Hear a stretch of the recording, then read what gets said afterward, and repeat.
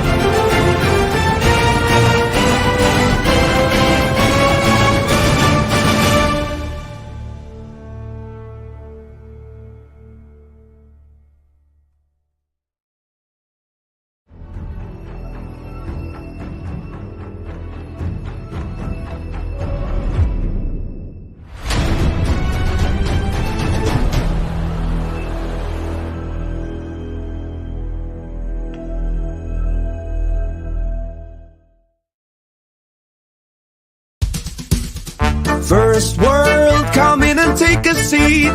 Pay us no attention, it's all conspiracy. We have satire and parody, some funny, some perverse. If none of it's offensive to you, you'd be the first.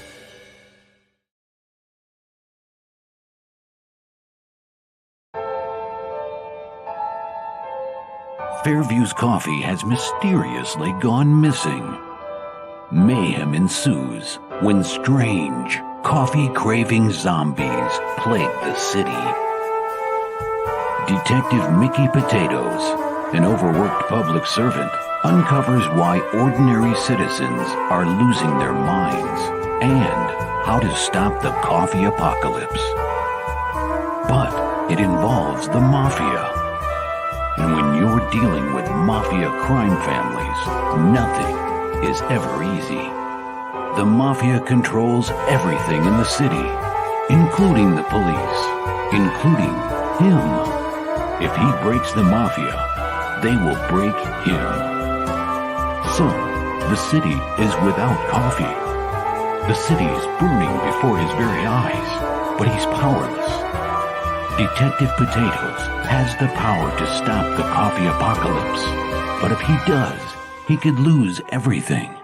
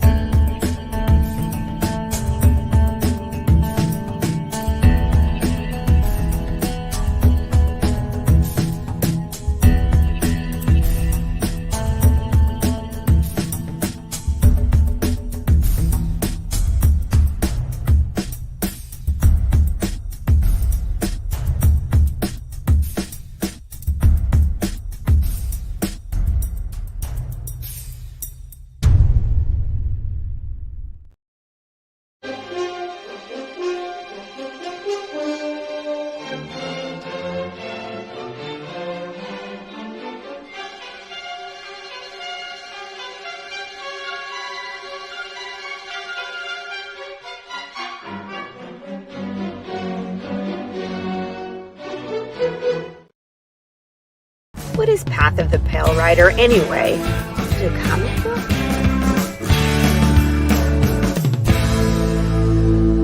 No, that's not it.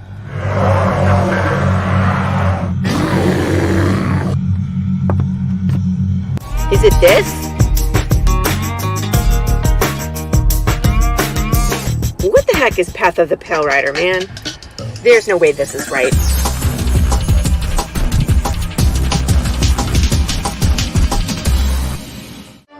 How about this? I have no idea. We can rob a bank. Oh, it's this.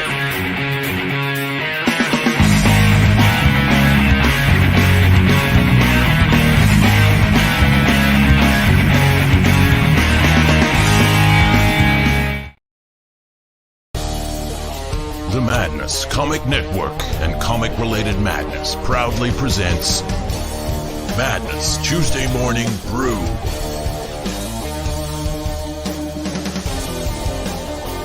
Tune in to our content on Comic Talk with Pops Van Zant on YouTube.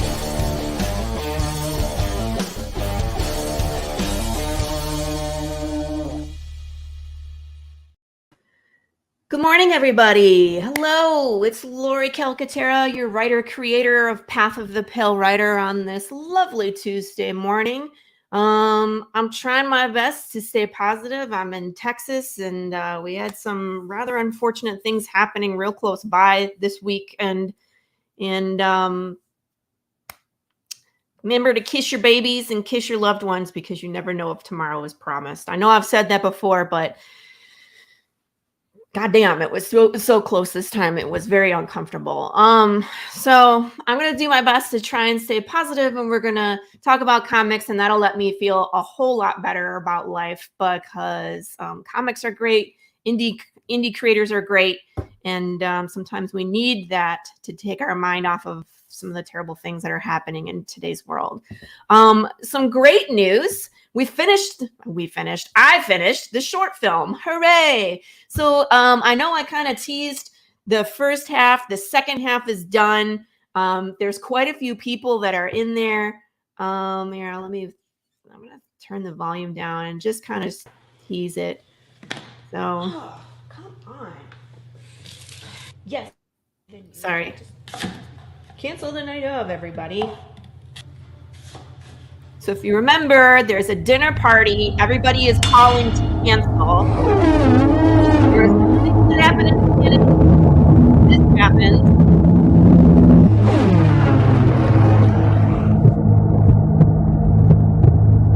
What the heck?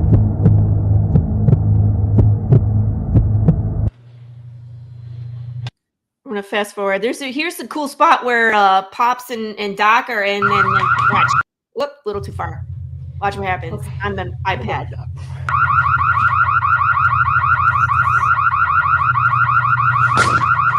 Oh, he gets the duck. And then, of course, there's a few things that happen. So after the alarm goes off, I come back to the knife is gone, right? I don't know. Let me check. The door's open. Stuff starts to happen.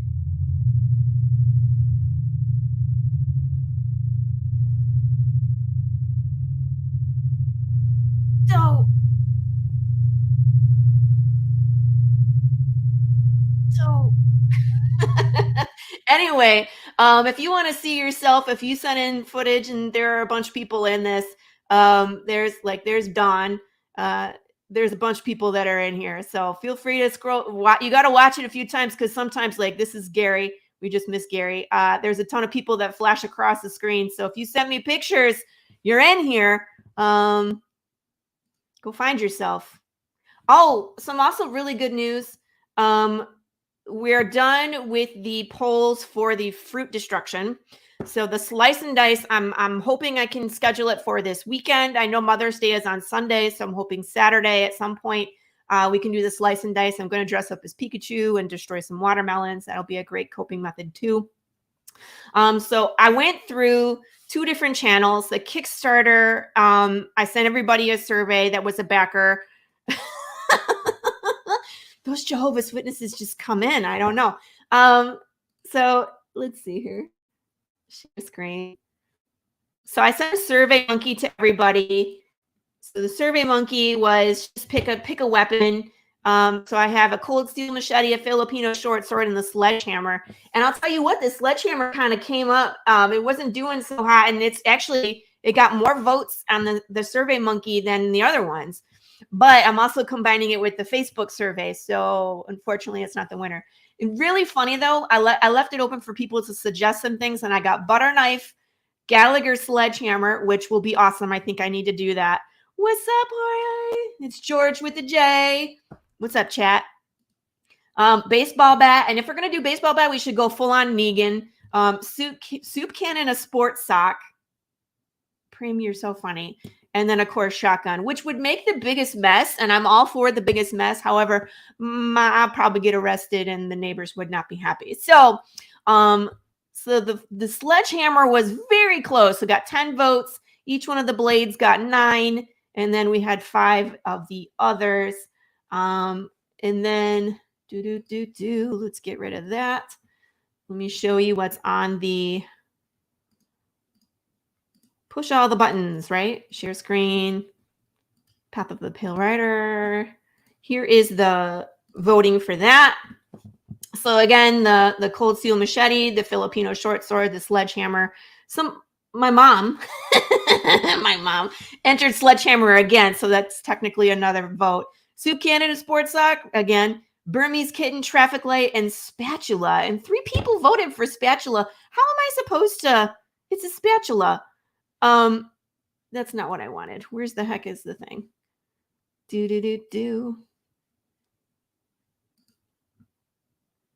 It's supposed to, here, let me do this because I'll do sledgehammer there. So on this one, the Filipino short sword is clearly the winner.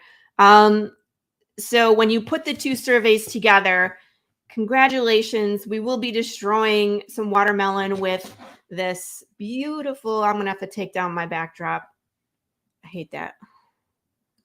None. There we go. So this is the Filipino short sword that I'm referring to. It is sharp on both sides. So we're going to have some fun slicing and dicing. I'm going to see how many times I can chop it before it just falls completely apart. So we did a live cut with the cold steel one already. And that one's really heavy, so it had no problem. So we'll see about this one. It might be more body mechanics because it's very light compared to the machete. But we're going to have some fun. So everyone can enjoy that. So enough with the shenanigans. Let's talk some comics. Let me get rid of all these other screens. We have a great guest today. This project, I really have a lot of questions about it. And, oh, good morning, Dawn. I just showed your dead body picture on the screen. So you missed it. No one actually could know it's you unless I point it out because you're covered with a very colorful blanket, which is amazing. So without further ado, let me introduce my guest today is Well Thompson. Hello, Wells. How are you? Hello. How are you doing today, Laurie? Good. Let me get my backdrop back. It looks so much more nice with the piano in the background. I love the piano. It's not real, but you know, absolutely. My forehead's getting cropped. There we go. That's better. Oh. Don't you hate? I know, like my hat like disappears sometimes from the thing, so it's, it's a struggle. It's a struggle. Right, better than the whole face or part of the head disappearing. Mm-hmm. So, for those of you that don't know who Wells is, we had Dalton Shannon on, who is a co-writer with Wells, and he was on previously about a different project. It was the Mecha. What was the name? Mechaton. Go ahead. Mechaton. So that is that's our. It was so much fun. Ton of fun, yeah. Yeah. Very like the brother and sister with the glove that comes from space, and then like anything that he touches turns into a giant mech, and they're fighting giant kaiju bugs. And I really want a mecha hot dog machine. It was a hot dog stand. Yeah, hot dog cart. Yeah, we turned into a mech. Yeah, that's like in the pantheon of stuff that I've written, that is one of my favorites and one of the things I'm most proud of. How's it going, Dawn? So funny. So, Dalton and I had a good old time talking about that project, but this one's completely different. Yes. Completely different, right? In just about every conceivable way, yes. Yeah. So let's back up and let's tell people who Wells is, because we got to know Dalton, your other, kind of counterpart. But so let's talk about you and like your history and writing. And so he kind of gave us a skinny that you guys met in college. Is that correct? Yeah. Or was he telling us, making a story? We're fraternal twins, so I don't know what he's talking about. No, I was like, I don't think so, but Dalton and I met Dalton's now wife, then girlfriend in college, and we would hang out and go have breakfast together and just kind of cope with the morning. I am not a morning person typically. No? I work at night. The only thing I really do in the morning is get up, have coffee, and occasionally I will pull out my laptop and start writing, because I am clear-headed in the morning, but I don't like to do my brain doesn't really turn on until like 11. So I'm with you. It's like I can do things, but I don't want to talk. Right. And I don't want to interact with people. Totally get it. Yeah, no, Yeah. absolutely. And so when I have to work lunch at the restaurant, it's a nightmare, because they're just like, interact with many people in a row. Be nice to people? What's that? Like, I can't. Look, you can make me be here. You can't make me be nice. You can't make exactly. me be happy. They're like, man, it's your tip, whatever. Yeah, but she introduced me to Dalton. Dalton, we're both writers, and he, from the beginning, has been like, I want to write comics, and I was like, that's gross. I'm not doing that. And then eventually, like, we ended up in class together, and we did a prompt writing seminar, or not seminar, but like a class where we just like took a prompt and wrote, and then at the end we kind of shared what we did and read a passage from it. And Dalton picked the prompt, 2 people go on a blind date and one of them has lied on their dating profile, and turned that into a nervous guy who has clearly fudged some facts. But the more you find out about it, the more you realize that his date is a velociraptor in a wig. And I was just like, yeah, I need to keep tabs on this guy. This guy's going places. So yeah, I don't remember that part. Yeah, he's very modest and will kind of undercut his own like creative brilliance. He never likes to talk about like himself and what he contributed. He sort of has this self-deprecating way of going about, but he is such a smart and funny guy. Really a joy to work with. But yeah, no, so I've been we've been friends for a long time, and collaborators and creative partners for about coming up on like 7 or 8 years. So yeah, congratulations on that. That's it is so hard to find people that you work well with, and then usually it takes creators a few tries. Like for me, I went through 2 different artists before I found my current artist. Absolutely. Right. And it's like that's pretty common. it's common in our field to be like, well, I tried and it didn't work. And then you kind of second guess your own self. Like, is it me? Am I doing something? Like, how come I keep losing artists? Is my project not good enough? Should I continue? I'm losing my, you know what I mean? So we've all had the creep, the sort of brain rot of like, I guess I'm just a massive failure because this artist had a scheduling conflict or got a better gig or like something that is completely unrelated to me and my project, but I guess I'm the worst thing, or something, or there's something about my project that's not appealing. It must be imposter syndrome. I don't belong. Right. Yeah, it immediately turns into, well, clearly I am the problem, and it's not a thing that is fixable. It's something I have to like completely remove myself from everything. I'm a failure throwing up my hands. I was like, should I be writing under a ghostwriter name so people think I'm a man? Like, I don't know. There was just like so many other things that you can do. Whatever. It eventually it worked itself out. It's just that you have to take the time and be patient and find the right person. So for you to have that person for almost a decade, that's amazing. It has been a good ride. And certainly we're not done with it yet. We have a lot of ideas, and the nature of making comics and publishing stories is just so slow. Like The one that we're about to talk about, this was our first thing we ever worked on together. Really? Yeah. So this is, a story as old as our partnership, really. And it's been, it's been edited and it's been revised a couple times, and we feel like it's as good as it can be in its current form. But it's one that we've been excited about forever, and one that we've wanted to make for a long time. And it's just like, yeah, you don't really get the opportunity to just make it on the spot all the time. I know. Money is a factor, time is a factor. You can only really focus on one thing at a time. Yeah. And it's weird because sometimes your other projects will catch on before that. Because I have other stuff that I've written too that people have not seen and have not read. And it's like, I would love to do them, but Path of the Pale Rider is the thing right now. So that's what we're doing. Absolutely. But it's like having the time to do multiple. There's people that like rotate projects every month. So it's like, oh, we're kickstarting for this one. We take a month off and then we kickstarter for the next one. Yeah, and then we take a month off. Insane to me. That's the model that we're doing, or that we're trying to do right now. And we every now and then we have an evaluation like, hey, are we doing the right thing? And as we alluded to before, the creep is always real. The idea of just like, oh, we are messing this thing up so badly. I feel you, man. Imposter syndrome, Don. Don't follow that. And it's easy. That's why so easy.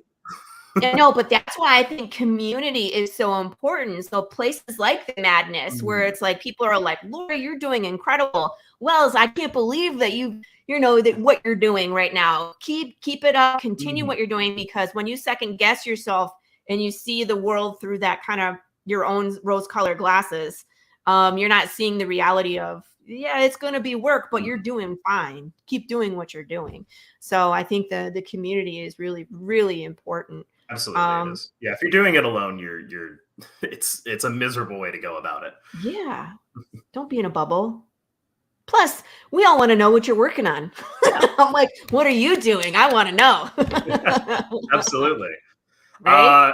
Yeah. So I guess to finish my biography, I was born in Little Rock. I recently moved to Chicago from Nashville, and and you're in Chicago now? I'm currently living in Chicago. Yes. Gotcha.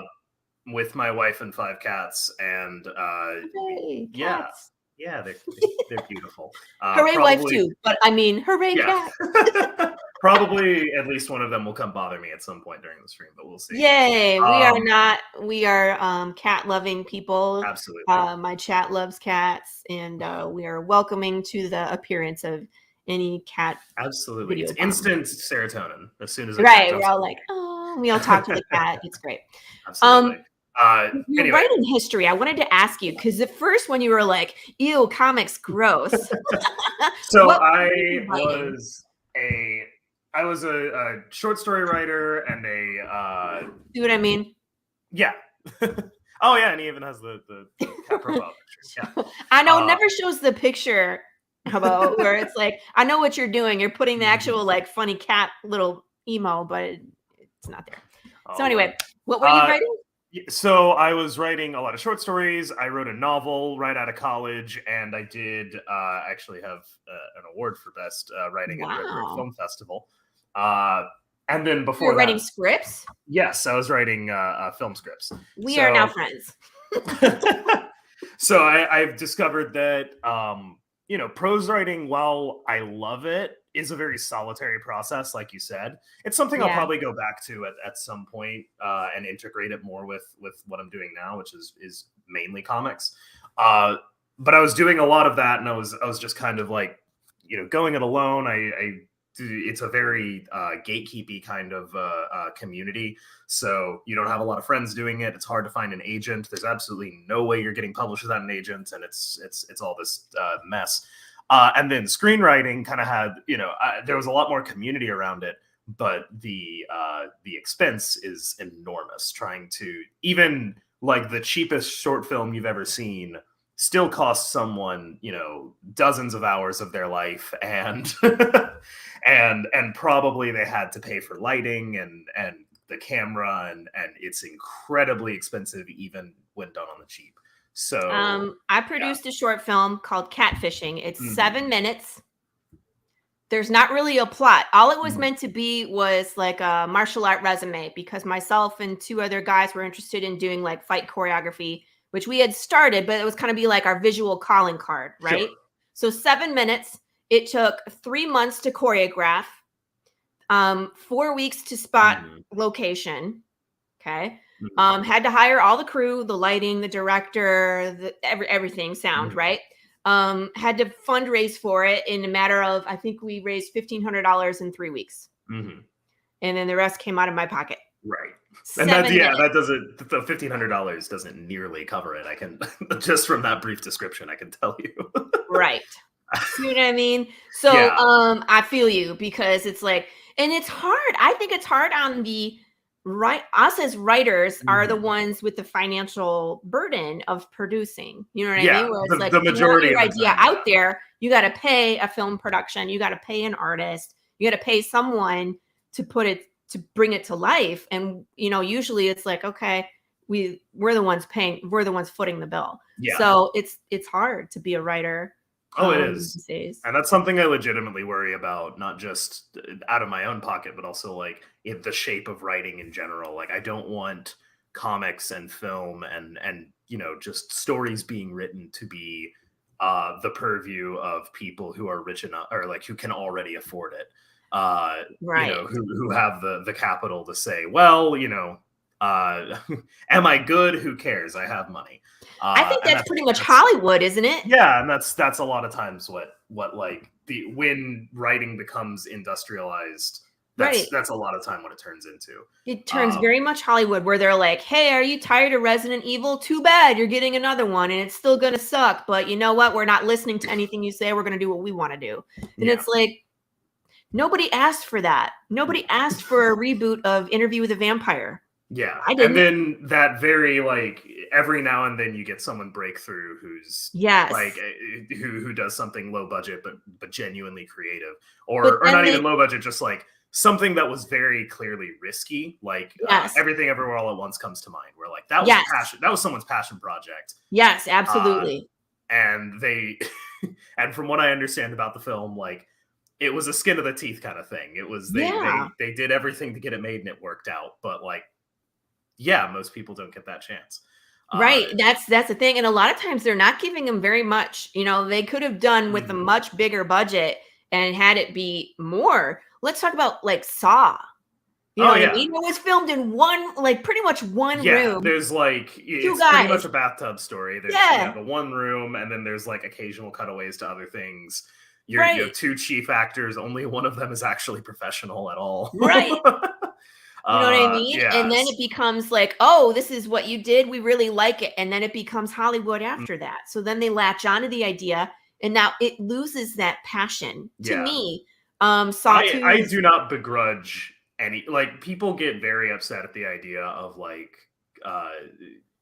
comic writers wanting to like turn their thing into like a movie or into a TV show. No. And I think the perception is that they're only doing the comic to get to the TV show, or to get to they're just using the comic as a storyboard. And I don't begrudge anyone for doing that, because you gotta feed yourself somehow. Like, well, I mean, if there is a desire, okay, so like mine, I wrote screenplay as well, script writing, and so Path of the Pale Rider is a full-length movie that I'm breaking up into issues, because I didn't know how to pitch it to Netflix or anybody, right? But that was its original conception. So now that we're doing comics, if I do comics for the rest of the story and it gets nothing else, I don't care. That's just, I want people to get the story, my version of the story. Absolutely. Now, if it picks up and Netflix wants it, then they have to talk to me. But that's originally what I envisioned it at. So I wouldn't have a problem if it, like, even if it got like Castlevania treatment, like really good animation, I'm all for it. But again, I almost prefer, most of the time in comics, I prefer animation, just because you kind of retain that artistic direction all the time. Like a Cowboy Bebop, or you know what I mean? Like, would be really cool to see it get that type of treatment. But again, like I said, it's not really about that. It's about the story. Oh yeah, it's just about making the story. is for sure. My concern though is when they take something like they take your story and then they Hollywoodify it, right? So they're like, that's great, kid. I'm going to bring in this writer that's been in Hollywood for 25 years. And they change your entire, your female character would look great if she wore a bikini instead of armor. There's always that fear, and there's always the kind of, studio mucking around. At the same time, even the most mucked with, like, unfaithful property does usually wind up bringing people to the source material. Like, I read Watchmen because I watched the movie Watchmen. Is the movie Watchmen very good? Not really. It wasn't bad. It's probably Zack Snyder's best film, but like, it's close. I would say, yeah. It's not amazing. Like, in terms of like compared to the source material and like tonally how it shifted things in a way that kind of strips the meaning of what Alan Moore was trying to achieve. Yeah. Like, it's not the best adaptation in the world.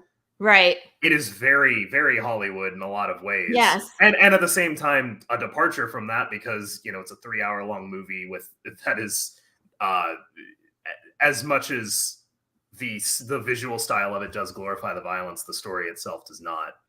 So it feels both distant and familiar in that way.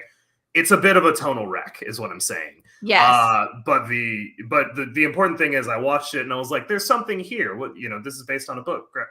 I'll read that. And I fell in love with comics as a result. Gotcha. That was going to be my next question is you said comics gross. So what changed your mind? So, well, I mean, I said comics gross mostly as a joke. Like, I know. I always I'm just teasing you because it's like originally when we all start out, like when I started out, I didn't think about writing comics. I was writing screenplay because that's what I was doing. So what, we all transitioned to this way, but what made that happen? So, I mean, I've always really loved comics. And, like I said, Watchmen was probably my first big one, followed by like Scott Pilgrim versus the World. Those were the two that really like brought me into it. But yeah, it was Dalton that I brought this script that we're going to talk about, the depths to me, this story idea, and was like, hey, I don't know what to do with this. Help me. And I was like, and he gave me the pitch and I was like, yeah, I want to help you with that. It clicked with me immediately and I was like, I see where this is going. So yeah, I dove into it and I wrote it as a screenplay because that's what I knew how to write.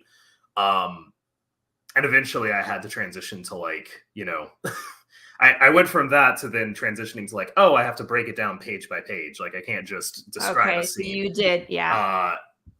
So yeah, I did that and I sort of got a taste for it. And then we started working together on the shorter comics, these 8-page comics, because we were like, no one's ever going, like, I love depths. No one's ever going to make it until we have like an actual reputation and, and people to support us and an audience, which yay. Very grateful that I have that backing now, people who actually are excited to read my work.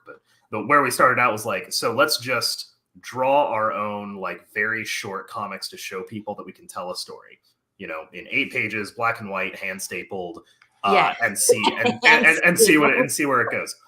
And so that's kind of where we cut our teeth was writing those and sort of just seeing what we could make and what we could do with the form. And we made like 16 or some odd of these like black and white, ashcan comics across a bunch of different genres. And then, and that's where I learned how to write like comic scripts. And then we turned that into an anthology called Descent into Dread, and everything else sort of came after that. Interesting. Yeah, but before then, I was convinced I wanted to be a novelist and a screenwriter, and I comics were never on my radar until he dragged me kicking and screaming. Right? Aren't you kind of glad you're not screenwriting right now? Because they're all. Oh my god. It's sort of hard, like time, it is, right? It is both incredibly hard, like I feel a lot of solidarity and at the same time incredibly frustrated that like these are the best paid writers in the world for what they do, and even they're like it's not nearly enough. So it makes me it frustrates me. Go ahead. No, it frustrates me because Like that obviously shouldn't be the case. But it's also Right. sort of heartening that it's like, oh, you know, me feeling like, you know, we're not getting enough on the back end. That's not a new feeling. That's Right. everywhere. I mean, it's hard. It's hard when you know production and you know how much goes into making this story. But the original concept, like if someone took my story, that's 100% mine, right? And they make $20 million and I get 2. Yeah. And everything, like the production company gets, you know, 18 million. A house, it's the like, how is architect and it the builder. fair I don't know, when it's but my idea? It's like the actors and the director that get top billing. Nobody cares about the writer. No one even knows who the writer is. very rarely. Like sometimes Charlie Kaufman gets some credits. You know, Quentin Tarantino when he directs his own movie, or when he's not directing his own movie. Yeah. But yeah, other than that, unless Ari you have Aster, like, is he writing his? He writes his own movies. Yeah, I was gonna say. But again, like, they care about that because he's a writer and director. Like, if it was right, just because he's a writer and director. See what I mean?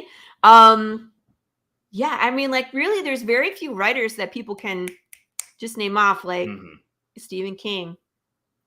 Sure. I mean, right? Well, I mean, when we're talking about movies, right, that have been turned into movies, nobody really knows who wrote the screenplay. No, it's our craft is very underappreciated. I feel. But I don't know if part of this strike is they're trying to get ahead of like AI. But that's part of it. It was spurred on initially. Like that's they came to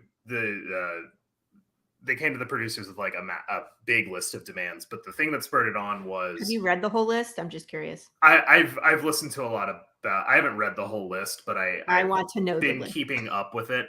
AI is part of it. They want to make sure that like you can't commission a script from AI and then not pay and then like hire a writer to clean it up and barely pay them for it. Like they're trying to get out of that scenario that we can already see coming from a mile away. So that's part of it, but that's like a pretty small part of it in the scheme of things. The real problem is that all of the pay models for like how screenwriters were being paid for TV shows and movies were based on cable and like theaters and in the age of streaming, like they've just completely rewritten all the rules out from under them. It used to be you could go in and if you were writing if you were in a staff writer's room on a sitcom, you could afford a house in Los Angeles.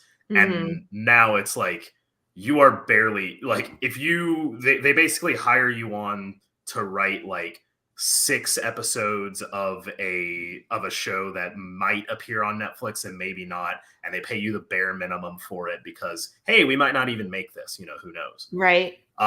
So they're trying to just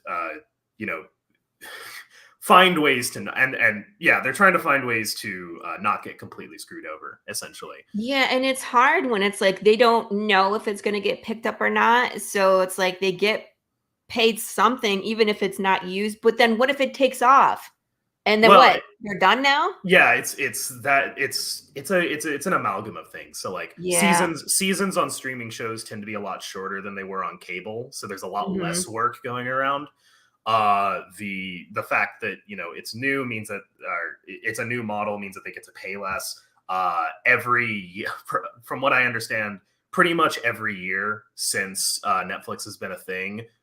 They've come and been like, hey, we'd love to pay you more. We'd love to do more. But, it's been a rough year. It's been bad. And then the more we look at it, the more it's like, oh, you're experiencing record profits. And you're one of the most it's not a bad year for you. It's you are trying very deliberately not to pay people.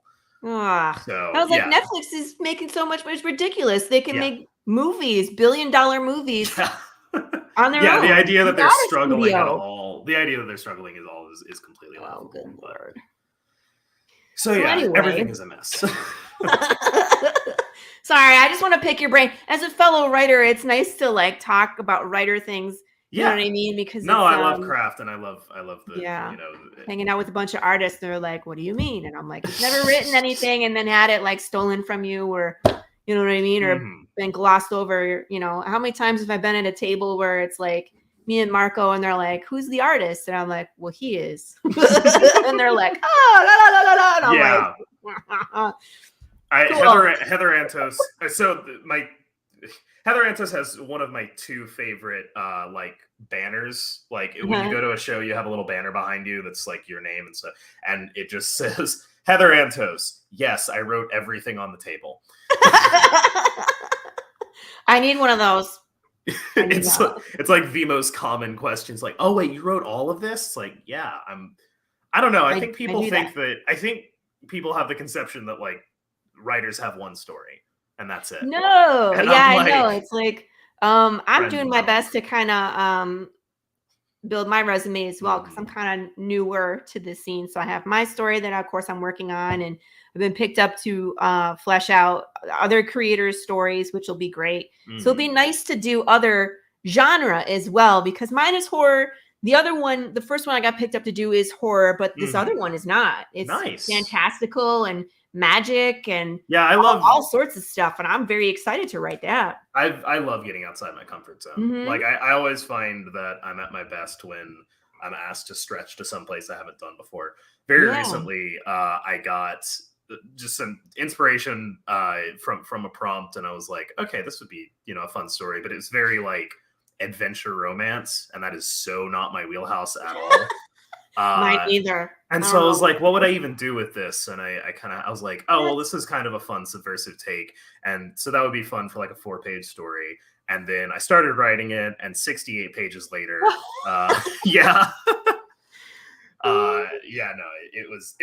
it's like one of the most fun, some of the most fun I've ever had writing a script was doing that one. So that's a project that will be coming up later this year. Fingers crossed. Cool. But yeah. So when you guys started with Depths, it was Dalton that started and brought you in? Yeah. So Dalton, the story is that Dalton, right after college, moved out of his house. He wasn't living with his girlfriend at the time. He was by himself, really, for the first time, away from his support network. He didn't have a job. He wound up talking to the apartment complex to get a job as a handyman. And so he was just like out the door every day at 7:30, kind of learning on the job, fixing stuff until 6 p.m. He would come home. He would crash on the couch and watch TV until he went to sleep. And he got super depressed. And after about a month, he broke down and called his parents and moved back in. And out of that space, he had the idea of just like a guy in that classic like 1930s diving suit who was stuck underwater and couldn't get out. And it's like, and that's what he came to me with. And that was like, I know that person. I've been that person. Like, that's such a powerful image. We definitely have to do something with this. He wrote. We've all been that person at times. Yeah, and that's why I think the story has a lot of power, and that I think people are going to resonate with it.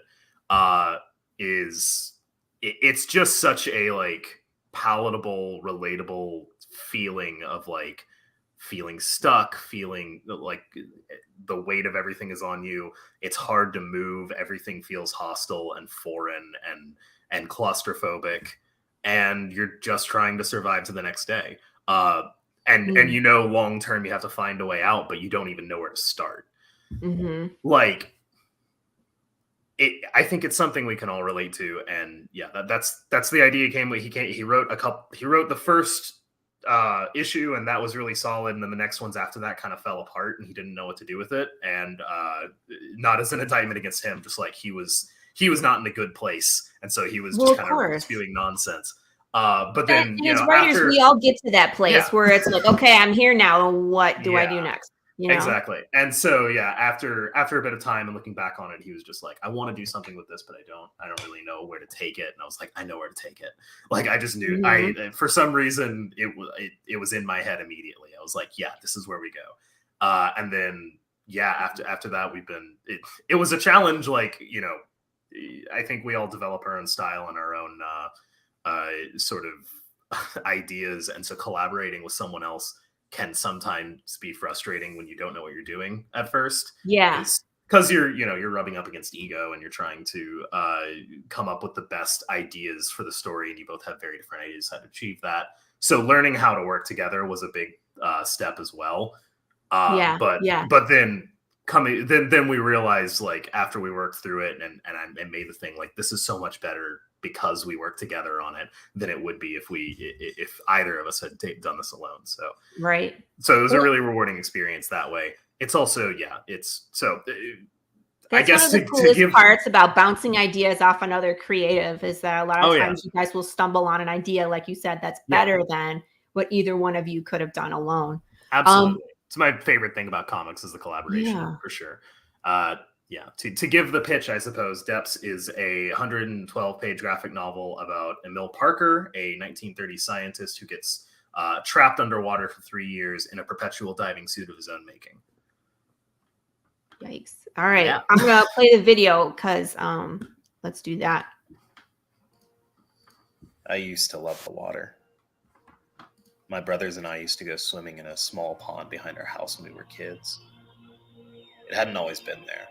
My father had made it when I was 3, something like that.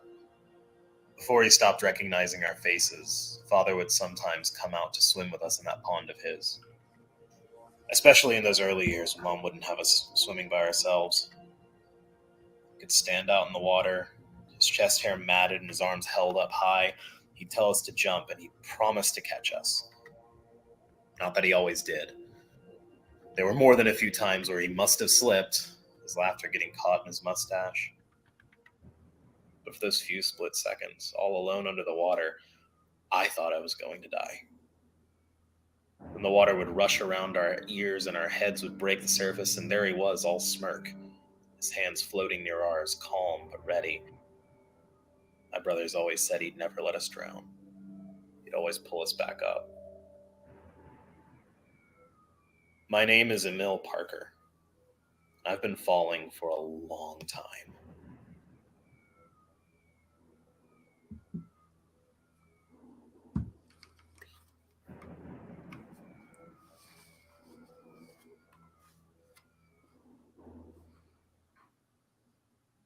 My name is Well Thompson. And I'm Dalton Shannon. And we're the writers behind Mechaton, Frankenstein the Unconquered, and most recently, Depths. Depths is a graphic novel about Emil Parker, a Depression-era scientist who builds a new kind of diving suit that lets him stay underwater indefinitely and winds up getting stuck there for 3 years. So yeah, the idea for Depths first came to me when I first got out of college. I was living on my own for the first time. I had my own apartment, my own responsibilities, but I didn't have any of my friends and family. I was feeling stuck. I was feeling directionless, suffocated. And so the idea of this guy in a deep sea diving suit underwater drowning, it kind of fit, you know? I've struggled with anxiety and depression my entire life. So when I heard this idea, when Dalton first brought it to me, it clicked immediately. And I knew I had to get my hands on it in some way. And that was our first time writing a script together. It was my first time writing a comic ever. And everything that's come since then has been a result of that partnership. And we're sorry. This is our 7th Kickstarter, but it's really our first book. And it's the one that we have to tell more than any other. Emil Parker is the protagonist. He builds this machine with the help of his good friend, and he's the one who winds up getting trapped by it. Before he goes underwater, he's not doing great. He's an alcoholic. He's just lost his father. He's severely depressed. He's a total mess. On top of surviving in a world that is actively trying to kill you at every turn, Emil's also dealing with all this grief and depression and anxiety from his failures, not just as a scientist, but as a man. So thankfully we have James to help balance that out. James Harrigan is Emil's best friend, his brother, and he's the other brains of the operation that helped build the suit. And as you would expect, he's feeling incredibly guilty over his friend's disappearance. On the one hand, James is a personality. He's an industrialist. He's the face of the relationship and the partnership. On the other, he's just lost his best friend. And even though he is eventually proven right about Emil's fate, it's pretty clear that he's in denial about the fact that his friend is most likely lost. He devotes all his time and energy into the wild goose chase of trying to find Emil, and we see the absolute havoc that wreaks on his life. So, brass tacks, this is the biggest campaign we've ever done to date, the largest goal we've ever tried to hit. It's ambitious, but we feel it's the right time to really do this. We're offering some of the coolest stuff we've ever offered in a campaign. There's hardcover copies, there's enamel pins, you can get yourself drawn into the book. We won't lie. We know it's going to be a fight, but we know that we can make this book a reality. Depths is so important to us, and we can't wait to share it with you guys. Let's do it. We'll see you in the water, guys.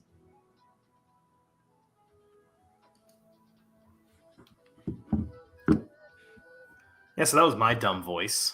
For we all feel that way when we watch our own video. You're like, I cannot. Dumb. Like, why am I doing this? Like, but nobody else thinks that. Like, your video was great. You and Dalton both taking turns to talk about the project and what it means, is really, really good. So I enjoyed it. We do a lot of different kinds of videos, but this one felt like it needed to be kind of a straight to camera testimonial just for how personal it is to us. Right. Much more personal than most videos. Very close in on camera too. So that says a lot. Amazing. Yeah. I was like, I feel like I need to read this now after what I was just talking about this morning. And my feeling of being down in the depths right now too. Absolutely. So it's like, have you ever felt so low you were sure you couldn't, you should I'm just, sure you I can couldn't give even that, say. Have you ever felt so low you weren't sure you could keep going? And I know, like, since 2020, there's been a lot of changes in the way that people live, and I think that's this is like you said, the right time for this book. I was gonna say, like, it's weird. I feel like there's a lot of people who are going to assume, oh, this was a COVID book. It's like, no, this happened. No, we wrote this way before COVID. Right, it just happens to fit. Right, it's just now it's the time for it to be public and for people to find it. I think it's very important. So, obviously, I agree. I tend to agree. But how many pages? How many pages is this thing? 112 pages. Yeah, which is why the rest of our campaigns are usually around the $5,000 mark is what we're asking for. Yeah. This one's a $20,000 campaign because it's just a huge volume of pages that we have to make. Yeah, it's 5 times the amount of pages. Yeah. And we want to pay our, our line artist fairly. We want to pay our colorist fairly, our letterer. And so, if we hit $20,000, that covers the book. That covers the making of the book. That covers the printing of the book. It probably doesn't even cover the shipping, but we're just willing to cover that because we really want this book to be made. We're like, right. If we have to pay a little bit out of pocket to make that happen, fine. I completely understand that as well. Because as creators, it's like like I said, it's about the story. It's about people reading it and having your story, your meaning behind it come to light, and you can change lives with a story very easily. So this is, wonderful that, I mean, shipping is shipping, but at least like the page rate, so important, of course, to support artists and indie creators that way. And then the print job is, of course, going to be very expensive, especially with hardcover books. So that 20,000 will be gone like that, right? Oh yeah, no, it's all disappearing basically immediately. That's crazy. Let's look at this art. Is this one of your artists that you used in a previous project for either Frankenstein or for So this is Jay Sheik. He made a variant cover for Mechaton #3, an homage to was it Spider-Man 191, something like that, or 119 or something, where he's in jail, and he made this excellent cover of Derek, the main character, has the bars, and behind him it's supposed to be Spider-Man kind of doing this, but he made just a house with arms and legs. We told him the robot in this issue is a house, so like make a house mech, and he was like, I'm gonna do that in the most literal way possible, and it is so funny. It makes me laugh every time. But yeah, so Jay is a really strong artist. I've had tabs on him for a while, and I figured he has a really grounded style, so I figured he was the best one to approach this project with. And he loves it. we told him about it, and he was like, this sounds like exactly the kind of project I want to be drawing. Very cool. Yeah, I mean, the art, can you hear me? Okay. Yes. Yeah, okay. There's something going on in the background. I can't move any of the buttons right now, but I think I can still move this, so that's good. I'm asking someone to help me with these technical difficulties. I'm afraid if I touch this button, it's going to boot me out of the stream, and I don't want you to be here by yourself, so I'm not going to touch anything. Let's see. Hold on one second.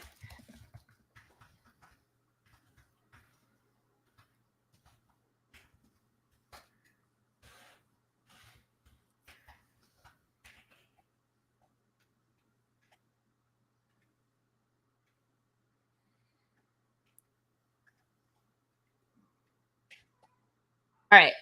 Hopefully that'll fix it. All right. So I wanted to see. So this is one of the covers, yes? No, these are the first 5 pages. This is interior artwork. This is in the book. So yeah, we made the first 5 pages, had them fully drawn, colored, lettered, and we are,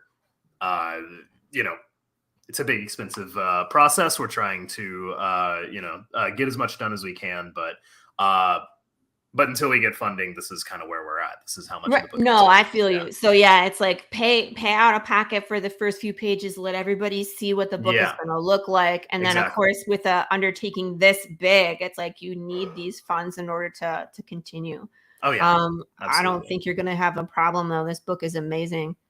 Well, thank you. I appreciate that. Yeah. So with these first 5 pages kind of capture the tone, the, what people can expect the reading experience to be like, and more or less what the book is going to be. The first 3 pages are underwater, where we see kind of what the story is, him trapped under there, and then the next 2 cut back to before that happened. And we meet a little bit more of the supporting cast and get a sense of who the characters are, even more from their dialogue. So hopefully enough information that people can act on is right. What we're going for. Absolutely. And it is a big introspective, book with a lot of narration and a lot of internal monologue and heavy with themes. But it's also a book where, you're fighting sea creatures and the environment. And there's, the fun thing about the setting is that you don't have to stretch very hard to find interesting scenarios and weird creatures, and I don't have to make up aliens. Right. They're just there. They're just in the ocean already. Right. So. They naturally occur in the ocean. Yeah. So nothing that we make in the book is out of the ordinary in terms of what exists in life. So from this, what I'm seeing, it's we're going to jump. Are we going to be jumping back and forth in time? Yeah. Where it's we see underwater. So there's going to be both there's going to be flashbacks. Those do happen quite a bit in the book, just because the context is important and breaking up the underwater bits is important. But also you have Emil underwater trying to survive, and then James Harrigan, who is the person that we're following right now, his best friend, looking for him on the surface. So he's still up there. He knows that Emil is still alive, and he's trying to find him. All the while dealing with, the realities of day-to-day life, and trying to maintain a job and trying to, not lose his mind, knowing that, his best friend is lost somewhere. I wonder how much he knows. He knows he went into the water. You don't have to spoil anything. Yeah. So he helped water, but he helped build the suit with Emil, and he's with Emil when the accident happens. There's a big accident that where the lifeline has to be severed, and he has to be, Emil gets lost to the depths, and he knows that the prototype works. He knows that the suit 100% is going to keep Emil alive. But it's one of those things where just because he knows it doesn't mean anyone believes him or will fund his voyage to go out and try and rescue him when he has no idea where he is. So right. How do you get to that point? It's the world is 70% ocean. Yeah. And I mean, even if you narrow it down, it's still just a huge amount of area that you have to cover. And it's the 1930s. It's not like they have really sophisticated submarines or diving equipment. Right. The whole conceit behind the book is that this is a, revolutionary way to explore the ocean. And so there's really no way, for him to go back in after it. And no one's going to fund, him making a second suit, because the first one, failed spectacularly in terms of In terms Vic, are you having a stroke? What's going on? I was going to say, what's going on? Vic. Well, yes, sir, Chargy. Maybe try again, sir. Vic. Anyway, I was like, what? Okay. We'll get there. We're going to get to the rewards. I promise. We'll see, what you can do to order a book. I promise, Vic. We're just, I still want to dig into the story and the art. So for sure. Here we are, still in the past. Mm-hmm. Your James and my James are so different. Yeah, we wanted James to be sort of a Great Gatsby, Tony Stark figure. Yeah, I could totally see that. Yeah, he's super suave and sophisticated, and then we just get to see his life totally get turned upside down. And then Emil is a wreck from the beginning. He's an alcoholic. Right. He's very. So, like, he's emotionally, I think he's every writer. Like, that's it. That's how we feel inside, is just wrecked 100%. Yeah. We look okay on the outside, but, when you start reading our stuff, people are like, are you okay? Are you okay? I've gotten that a lot. Are you okay? I'm like, yeah. I'm great. I'm fine. I feel better much now that this is out. That much. Right? Oh, for sure. Like, get it out. But, yeah, you can totally tell, like, this guy. Yeah, and they're best friends, but they're best friends, but it's one of those, like, how did this happen? Right. Why are you hanging out? Childhood friends in two different directions. Absolutely. Overall, absolutely, that's what it is. Tuxedo. Mm-hmm. And then Grace Martin, who's our third main character. We don't see her in the first 5 pages, but she comes in a little bit later. Is a reporter and incredibly sharp mind that basically deduces where Emil might be later on in the series, and we'll figure out how that happens later. But she is she's incredibly important to the story, both plot wise. She drives quite a bit of James's plot, trying to find Emil, and also emotionally. She is, from James's perspective, the reason that Emil got lost, and so he has before he can productively do anything to find Emil, to actually go out and look for him, he has to deal with his feelings toward Grace, which are to say he hates her, and so he has to learn how to, like, move past that before he can do anything productive. So there's a lot going on with that character, and she's very sassy, and I love it. Cool. I love writing Grace. She's great. And then Douglas. So octopus named Douglas. Yeah, Douglas is an octopus. He is a giant Pacific octopus. He's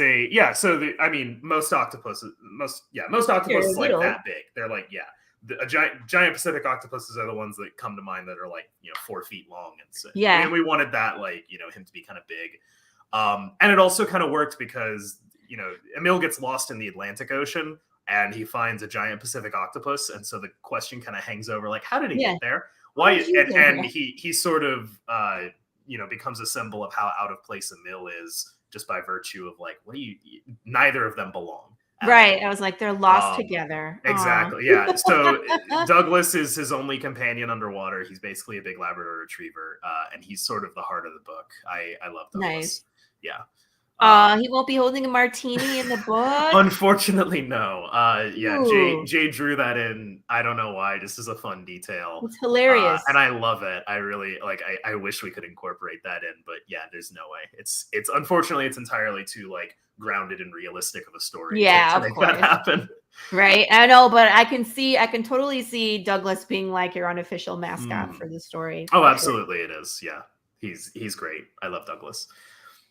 Yeah, then we get into the rewards. Heck yeah. And I skipped this on my last campaign because they did this where you can now put the picture. There was a couple of them, though. I went back and I added pictures because this is so small that when you have, like, 16 different things, I didn't have 16, but let's say I had 4, you know what I mean? And one of them is a t-shirt. People are like, what is that? I can't see.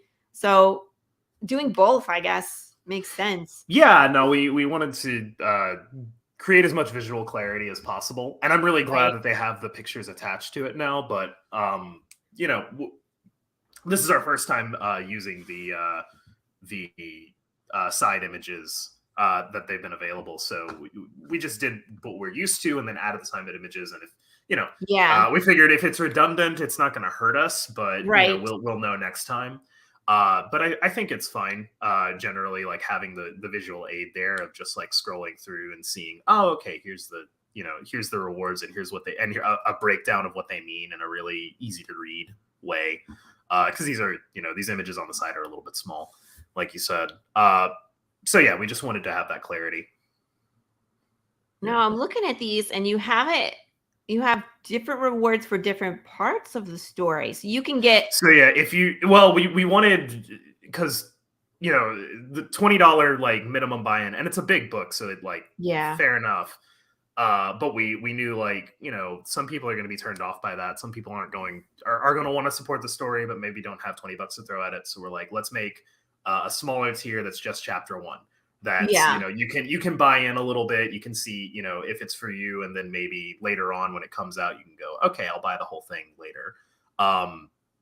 But yeah, we just wanted to give people a little bit extra option, and I like having a smaller dollar buy-in tier sort of. It's like what you said, like people who want to support but maybe can't do like the full hardcover book.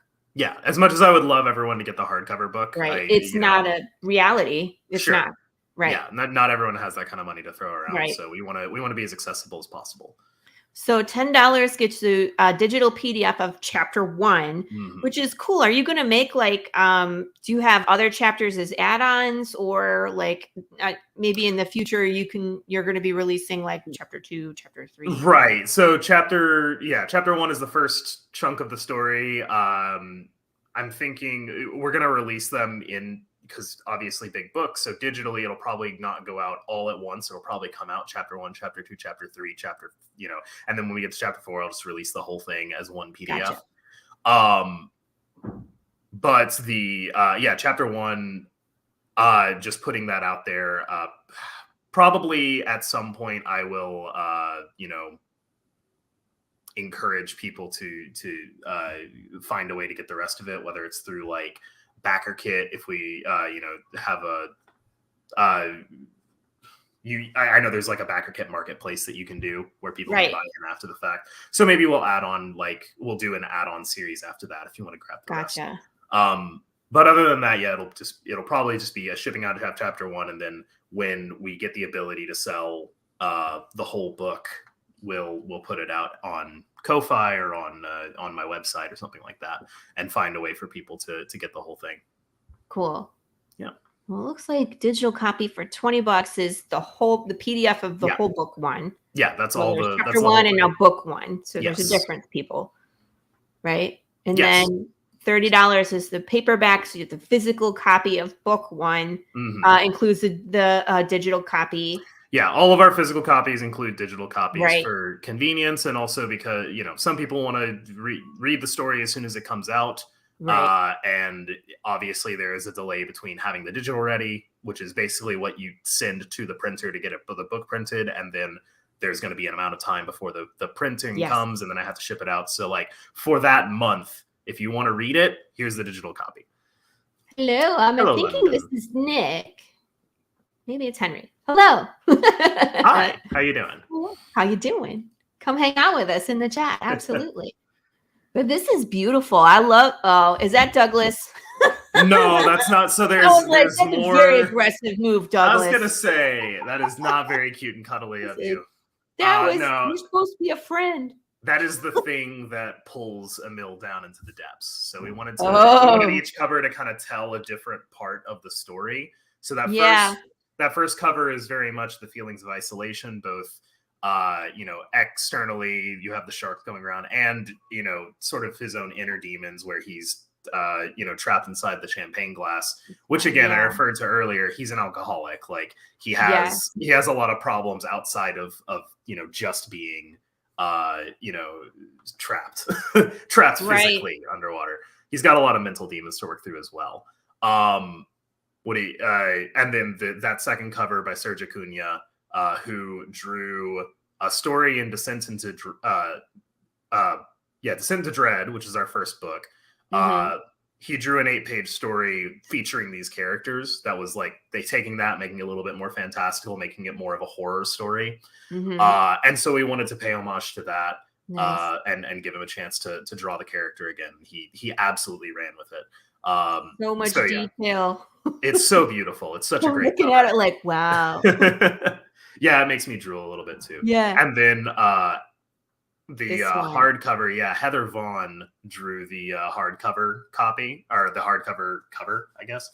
And that one's more like diving into the sort of psychological, state of mind that he's in, which is just, fractured and sort of, I don't know. It's like, it reminds me of like Grecian art. I just love the way it came together. It does, but it also reminds me of like almost like graffiti, like the X's over the eyes. You know what I mean? Like you see that on like Tupac or what I mean? For sure. It's been X'd out. So it's like I see both sides of that where it's like the idea of the suit, as well, where it's just like a sketch. It's a framework for what they built, and then the two different colors, the contrasting blue and red of his face and skin. It's like just the combat of those warm and cool colors. It's nice. It's very nice. Yeah, it's one of my favorite covers we've ever done. I love this one. And Heather Vaughn is the cover artist for Frankenstein the Unconquered, so we're very used to working with her. We knew she would do an incredible job, and she knocked it out of the park. Yeah, I would think so. But that would be really cool to have one of these. I wish I could afford that too. Very nice. But of course comes with the digital copy. $80. Ooh, early bird tier. First 20 backers to grab one, get a copy. Is this sold out? Yes, I believe so. I was gonna say it's probably gone. Yeah, I think both the early bird tiers are sold out at this point, but the collectors, so you can still get a collector's tier and the everything tier, and the everything tier is already I think 20% off, 15 or 20% off, where you get all of the covers and the add-ons. Okay, now this makes much more sense. This Douglas believes in you. Yep. Yeah. I saw it and I was like, what? We have a brief, I'm like, okay. We have a brief explanation sort of further down, but Douglas is sort of the unambiguously like bright spot in this very otherwise kind of bleak story. Yeah. Which I think is ultimately very hopeful and ultimately says something very positive. But in the moment, it can be sort of grim and dusty and dragging through the wretches of the human soul. So we wanted to make something that reflects something just joyful, and Douglas is that. Douglas believes in you, and you should too. This is totally my state of mind today, where it's like, feel like I'm in the drugs. Can we talk about something else, please? Yeah. Let's look at Happy Douglas with glasses. He's so good. He has braces too. It's so good. But we're turning that into a sticker and an enamel pin. I'm not sure if the enamel pin is going to be the full, like, the Douglas believes in you as well, or it's just going to be Douglas, like just the shape of the octopus. Yeah. We're still working that out, but not final product. But the enamel pin, and then you get Descent into Dread with that as well, which again has the first appearances of these characters, and both sizes. We're doing a small and large size of the poster by Tina Asola, who's a Nashville artist that I befriended through a Comic-Con, and she is phenomenal, and fantastic, and came up with the sort of background art for a lot of the campaign. That looks like it could be blacklight. It's beautiful. If there's a blacklight option, if we can find a way to make it a blacklight option, we probably will, because it has that put beautiful a blacklight on it and see what happens with those colors, because sometimes just the colors themselves will make. They're super neon, and it's wonderful. Be interesting. But it sort of shows off the natural beauty of the ocean, and what we wanted to capture is sort of the weird architecture of and landscapes, while also putting Emil and Douglas very small in the frame, so you kind of get this massive sense of scale. I love it. I think it's great. Yep. He's just a little dog. Right. Yeah. So we missed out this early bird, people, but you can still have everything. The tier is right here. Just got to pay a little bit more, but it looks like it's worth it with all the holy moly things that you get. Yeah, we try. I mean, we try and make it a good deal. We don't want, we're not trying to scam people out of money. We're trying to give people as much value as we possibly can. What's this? So yeah, if you want a character commission, if you like having original art, Jay Chic will draw you whatever you want, as well as you get the hardcover and your name in the book and the digital copy of everything as well. So cool. Absolutely. One of my favorite tiers always is the commission cover. I'm always excited to see what winds up getting drawn. Yeah. And I had a couple people get that on my campaign. I want to see what I'm going to do for him. I'm like, I just want to see it. Where are you working at? Of course, being the book. Ooh, your artist. Does your artist like doing these, or do they hate them? Because it's either one or the other. There's no in between. He's like, I enjoy it. I just don't want too many. And I'm like, okay, we'll only have this one. But I'm like, but people love it. We have to. Oh yeah, people absolutely love it. Want right? So we stop doing it. We have too many. I was like, but they love it. Yeah, it's a big book. There's a lot of places to see people in, and we've already, we have the draw me in tier, the draw me in with a line, and then draw me in as a minor character. We have 3 characters that we looked at, and we were like, these are here for a scene, and they're, they have a small impact on the story. What if, people could, draw themselves in as like that and be a whole character in a scene and kind of make their mark that way. Nice. Yeah. So in minor character, like, two male bodied, 1 female bodied is what we have. So there's 3 available. Wow. Absolutely. See, plus you get everything else. You get people in my story. I'm like, oh, you're in? Dead. No, we don't have to draw you no more. Add-ons, lovely add-ons. This is so cool, and I'm so glad that Kickstarter and most campaign, crowdfunding campaigns let us do this, because it really lets your backers customize their own reward. For sure. So it's like, maybe I don't have, the $50, but I might have 35 or 40, so I could pick a level and then add on some things where I can customize my own. And especially if you guys are new and you've heard us talk about like Frankenstein the Unconquered, or do you have Mecha on here? I do have Mechaton on there. It's a little bit, there's 5 issues of that one, so it's a little bit, it's $5 here it is. Yeah, it's a little bit more. But yeah, you can get picked up on everything. You can get our digital catalog, which is everything, extra copies of the book, the anthologies that I've been in, By Visibility 1 and 2, From the Static, Descent into Dread.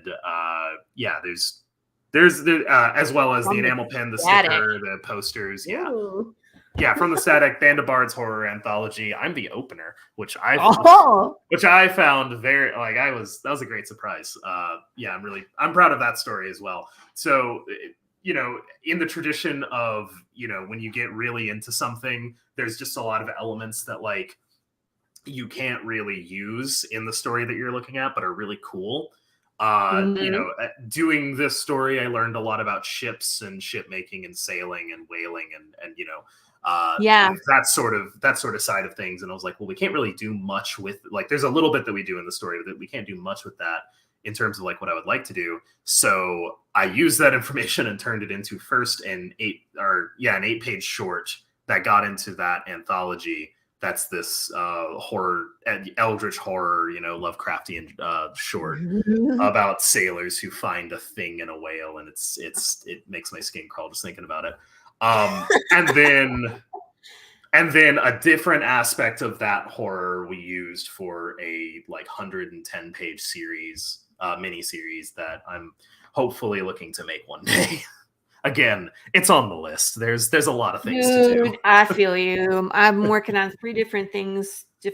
Only one of them is like Path of the Pale Rider. The other 2 are completely different. So it's just like, you just got to have that list of things. Like, eventually we'll get to it. Yeah. So absolutely. For $2, you can add a Douglas Believes in You sticker. I kind of want one. And of course, you can add this beautiful print, the pin. So many books. The option to sign my comics. This was the first campaign that I did that as well. because people were asking. I was like, you want, okay, fine. We used to make it sort of its own tier. Like if you wanted to sign comic, it was like, okay, you pay a little extra for that. And then the more we did it, the more it was like, okay, you know what makes more sense? Let's just sign all the comics for a flat fee. That way we're not like having to parse people out based on whether or not they want a signature. And that, it's, if you like signatures, you probably want a signature on everything anyway. So there you go. And it makes it more clean and less cluttered and winds up saving people money. So absolutely. I mean, that's what I love bundling things. So it's like, it's just really simple. If this is what you're looking for, put it all together. But then with the add-on, this is the best opportunity to like get all of our books in one convenient place and like not worry about it. Right. And that's really cool too, as a creator, that you have all these other things that you can kind of leverage to help your campaign. I think when people are new, like for me, when I was Kickstarting issue number 1, I was like, well, I put as an add-on. But now that was further into it, right? And it's like, you can just now pull you can add on these other things that we've done. Yeah, which like, I have and things that you can like, give away as incentive and stuff. Like I have shiny covers of Mechaton number 3 that may or may not ever sell. So yeah, why not give those away? Why not give people a chance to, to earn those and spread the word about the campaign and maybe, get a free comic as a result. That's cool. Yeah. Do you have that on the campaign? Where's that? No, so I don't like that. Doesn't appear. It's just like we maybe as an update we'll be like, hey, if you share the campaign and tag us in it, you enter to a chance to win this thing. But that's just cool. Some of the cool stuff some of the cool stuff that you can do when you have a bunch of stuff you've already made. Yeah, kind of to pull out. Right. So, yeah. A friend of mine is doing a raffle with his Kickstarter. It's like everybody that's a backer is part of the raffle, and then they can add on extra raffle tickets to get more chances to win the raffle things. And they have they've already announced what they're raffling off, so it's kind of cool. Very cool. If you wanted to win some stuff, that I think he did a smart thing with that. So let's read this. Okay, what's with the adorable octopus? So tell us. Yeah, so again, Depths is a story that is very important to us, but is also at times very bleak, and it deals with a lot of heavy emotions. And we wanted people to know, first of all, that's not all that the book is. There is that element to it, but there is some action and there is some levity. There are some jokes, and there's ultimately a hopeful message at the end of it. And one of our favorite characters, or if you want to call it that, to put it in, is Douglas, the octopus, as just like this bright spot in Emil's life where everything else is hostile and trying to hurt him. He's just he just wants to snuggle. He just wants food. He's basically a dog. Right. And so we wanted to communicate that, and we thought a good idea would be to just take something from the book and make it as fun and unambiguously joyful as possible. So we got Fernando Pinto, who is our artist on Mechaton, to make this octopus. It was 100% his idea to give him braces and glasses. I don't know where that came from. He turned him into a big nerd, which is hilarious. I was like, I don't know why I didn't ask for that. I don't know why you put it in there, but it is absolutely the right call. Thank you. It was the correct thing to do. Right? I mean, I'm 100% behind it, but I was like, they don't have eyes there and they don't have teeth. It's very strange. He have braces. What's keeping his glasses up? I want to know. There's so many. I have so many questions, and I don't need any of them answered. I just need adorable. Who cares? But yeah, no. Again, Douglas believes in you, and that should be enough. So, absolutely. If that was enough for all of us, right, to get us through sometimes. All right. So, who is your target audience here? I think. I mean, if we want to get into super demographics, it's millennials, but people who have kind of gone through their adulthood and realized that they have maybe felt a little bit stuck at some time in their lives, or gone through a major depression or grief for that matter. Losing someone it feels exactly like this, and is a major component of the story as well. So it's that, it's people who love kind of those moody and character exploration sort of texts, like Craig Thompson's Blankets, Seconds by Brian Lee O'Malley. Comics that have like a philosophical bent to them. Like I throw out Coffin Bound, which is one of my favorite comics of all time, which is very weird, very different from what we're doing, but at the same time has that like sort of character driven philosophical edge to it that I really love. Magical realism is my jam. That's my wheelhouse. That's what I've always done. So depths is very much my thing. So, worlds that kind of inhabit that space, like Eternal Sunshine and Spotless Mind is a great example. Yeah. Of like a slightly off sci-fi setting that sort of explores something that we can all relate to in a very kind of quirky way.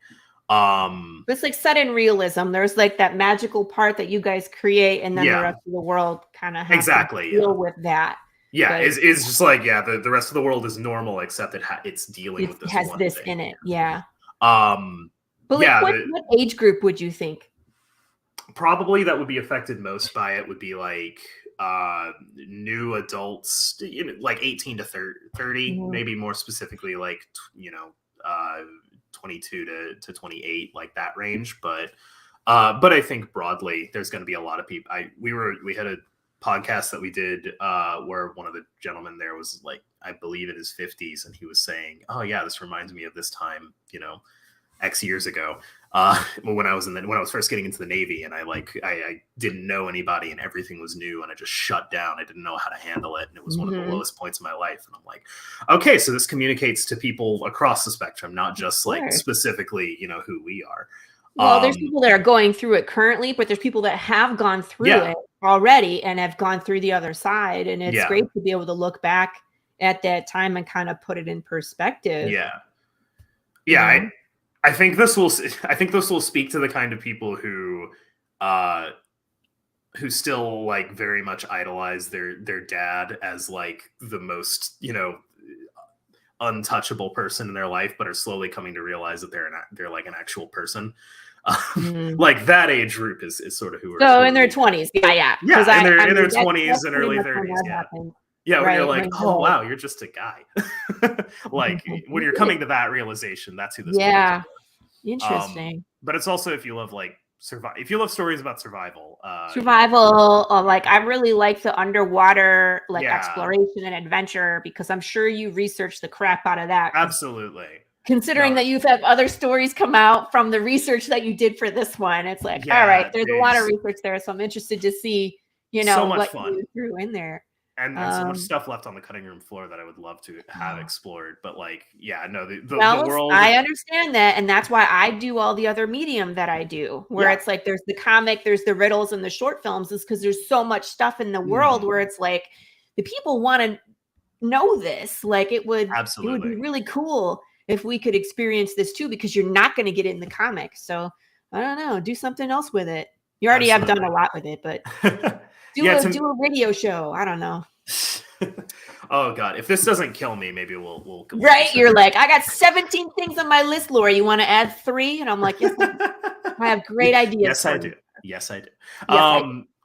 And what's weird is I love this story and I love this setting. I can't ever think of a lot of like underwater stories. So that's something that I really, in all honesty, the things that come to mind are like stories set in space. So Sea of Stars and The Martian and The Outer Wilds. Like those are the things that make me go, oh yeah, that's what Depths is like.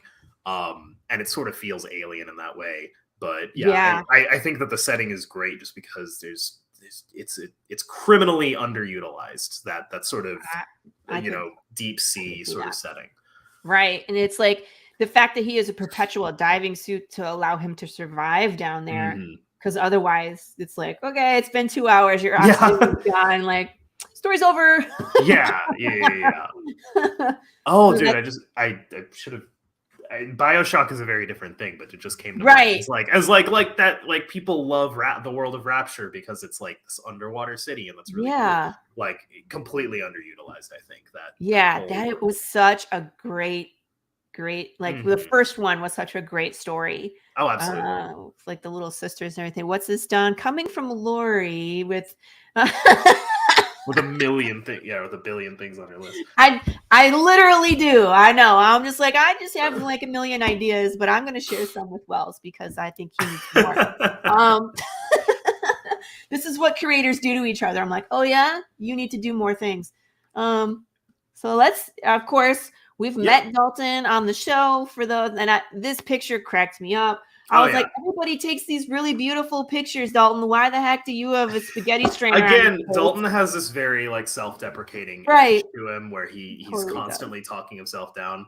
And I think that I honestly get annoyed with him because I'm like, you're so good. Stop underselling yourself. I know people that way too. They're like, I don't know what I'm doing. And I'm like, you've done like 4 successful Kickstarters. At what point do you think you figured it out? I'm just curious. I know I haven't, but like, or at the very least, I maybe I have figured it out. I just refuse to do the thing that I know works. Like for sure. Like Depths could be a lot more successful if we were willing to ham it up and I don't know, throw in a fucking like mermaid waifu or something like that. I was like there are ways that we could make this an instance, and that's not the story we want to tell. Like at the end of the day, there are stories that are like that we will tell eventually, but like this isn't that. This is not the place for that. I agree. This is not quite the place for like boobs in your face cover. Nope. It's not it.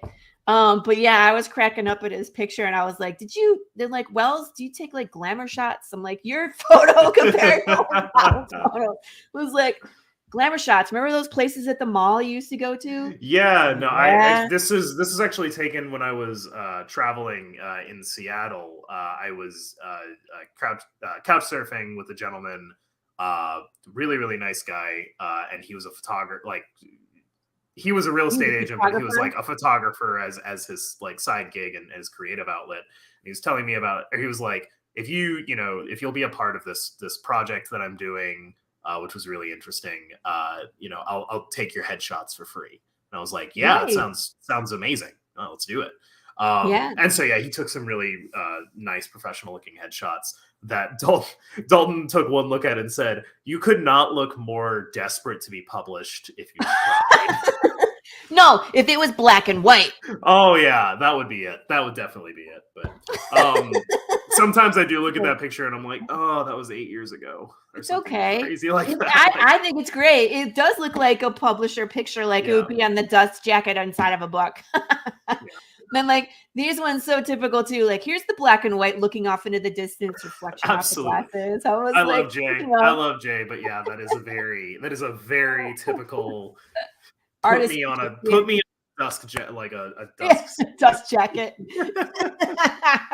I'm only laughing because I'm terrible at pictures for myself. And usually like I put pictures of me looking like with half my face covered or like, I don't want to put my picture on there either. So I feel you. So here's the interior artist, of course, colorist Rajesh Kumar, who was introduced to us by Jay. They've worked together before, so they have a good rapport.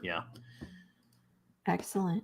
And then Nathan Kemp, who's lettered more or less everything we've done so far. It looks like he's lettered just about everything on the planet. He worked with And World Design for a while, and they do just about everything. So he's got his hands on a lot of stuff. Most recently, for Free Comic Book Day, the RuneScape comic. He lettered, which I didn't even know about until I picked it up and I was like, wait, I know that guy. Wait a minute. Nathan, your picture's in here. Yeah. That's funny. Why did they misprint this picture? Why would they put your picture in this book? Oh, you right. So confused. And of course, everybody, here is the budget. It's so important to be transparent with your backers where the money is going. Absolutely. And this looks pretty typical. 68% is art. Yes. This next red chunk is printing. Of course, there's shipping, fees, credit card processing, and taxes. Yes. Super important to collect those taxes. If you don't do it till the end of the year, you end up in a bad place. Yes, you do. Government wants their cheddar. Of course, Boy, here do is they. our timeline. First time tackling a project of this scale, so we're being really conservative with our estimates, of course. We believe we can get it done sooner than this, but we are absolutely not trying to like oversell that and have people expect that they're going to get their book in 6 months, and then something goes wrong, someone gets sick, and it's like a year later. Yeah, we're just telling people up front, expect it to take a year and a half, and hopefully it'll come sooner. Right, and it just depends on the team and where life takes you, and like I had a printing debacle in my last campaign, so like the book was done on time, but it took an extra 2 months for it to get to people because of the printer debacle. Yeah, so stuff just happens sometimes. So there's a lot of ways that things can go wrong, and usually somewhere along the way it does. Like, but at least as long as you're communicating expectations and where the status is, and people are kept informed, people are usually fine with however long it takes for it to be the best version of itself. So at least that's my experience with my backers, is they're like, okay, we get it. Like, I could tell you more. They're like, stop with the updates. We're always we try and regularly update people, make sure that people know of course what's going on and when they can expect things to come out. And they're all like, let's watch the short film. They're like, God, Laurie, stop. I'm like, could I slice some watermelons? What is wrong with you, Laurie? I'm like, you signed up for this. This is your doing. I would be doing this regardless. Signed up for it. Hey, we're gonna have some fun. Why not? I was like, who else stabs watermelons for your amusement off a Kickstarter? Right? Come on. All right, so shipping in, Gemini mailers. Yeah, so perfect. I don't think we could get away with it with a full hardcover book, but I've definitely seen like single issues shipped in just like regular soft mailers. And that is a recipe for disaster. That is a recipe for getting your books destroyed and bent and not getting to your backers in good condition. And so, like, Gemini mailers, bag and boards, they're more expensive, but they are they're worth it, because ultimately the reason we're doing this is so that people will read them, and if you get a destroyed book, you're not going to read it. So no, you're probably going to be pretty upset. Yeah, exactly. So we wanted people to be upfront that we're going to do everything we can to make sure that your book gets to you in one piece, and in the rare event that it doesn't, we always find a way to get you your book. Right. We're never going to let someone get a book and then get a book that is ripped up and torn apart, as I have in the past, not just comics, but like through Amazon, sometimes through USPS, whatever it is, and then you email them back and they're like, oh yeah, well, sorry. Yeah. I'm like, I paid for a book and I got a ripped open, half destroyed. Like, I can't read it. This is like, I can burn this. Like, that's about all I can do with it. What you want me to do? Like, can't really recommend your book if I can't read it. So it is sometimes expensive for us, but it is worth it, knowing that people are reading the book. Why is international shipping so expensive? I have no idea.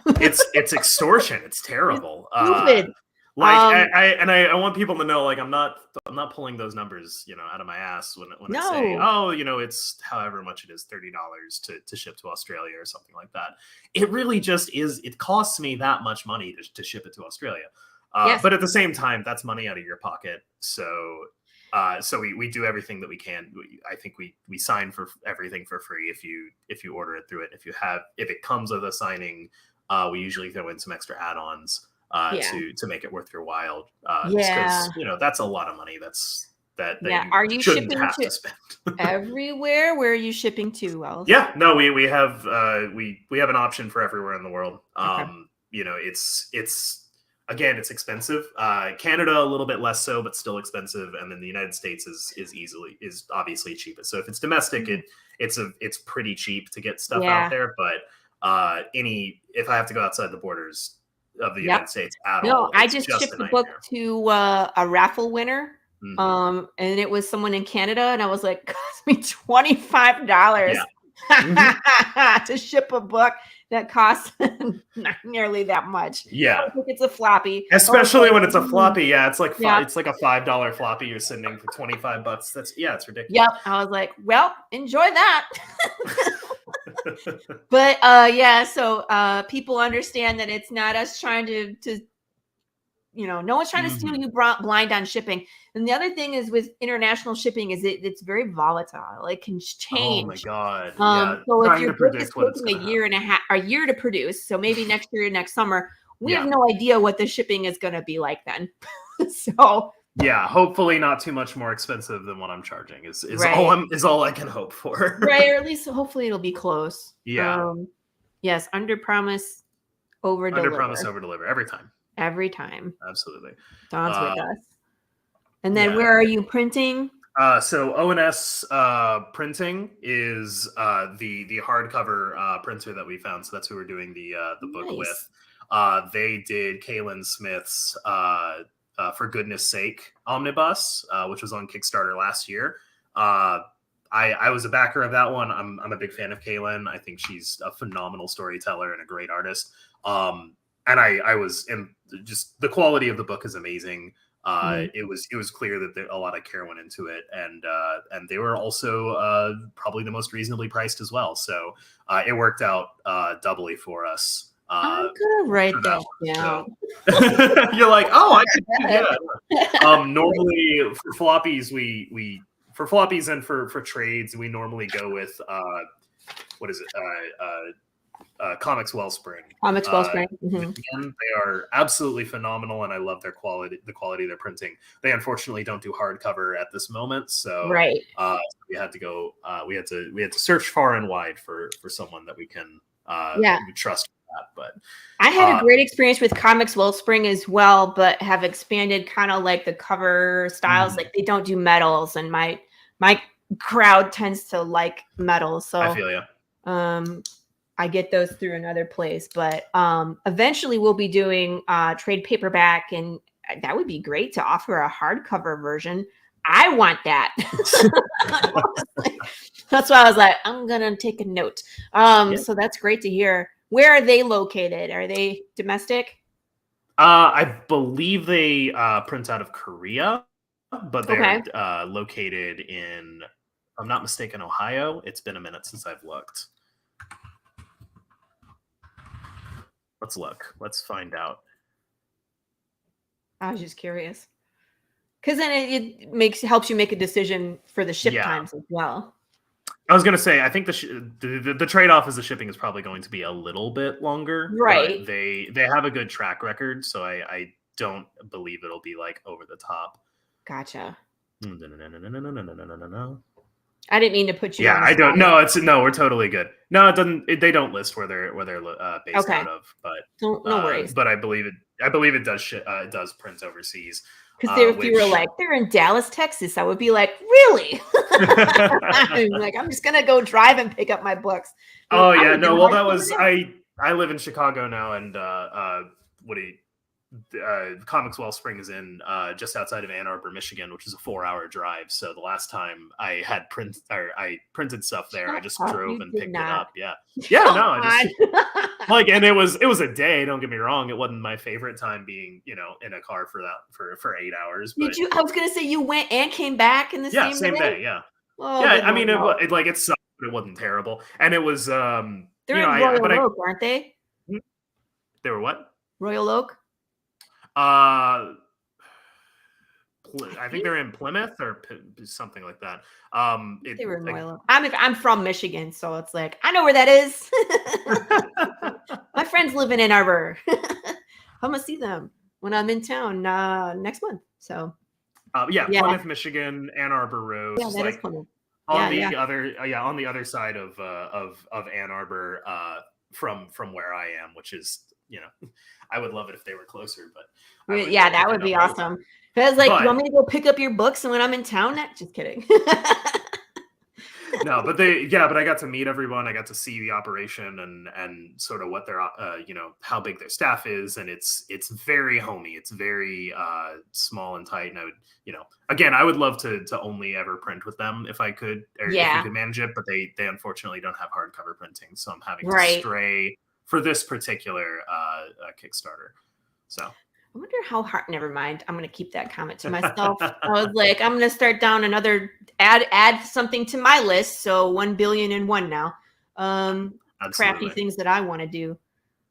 It's like, I wonder how hard it would be to actually make your own, like, leather bound. Never mind. Anyway, so this is an incredible project. Everybody who's watching or watching the replay, if you're still with us, please go check this out. Already kicking butt and taking names, 8 days in, and has 122 backers. That's incredible. And then has already raised $62.85 out of that $20,000 goal. And yeah, I agree with you. It could be an uphill battle, but I have no doubt that you guys are going to make it. I had no doubt you guys were going to make your last one either, and you did. So I think that this speaks to a lot of people on a lot of different levels. And I think that it now is its time. It's kind of one of those things, like, even though it was like Dune, you know what I mean? Dune was like a long time ago, but like now we have the technology to do the movies and do them right.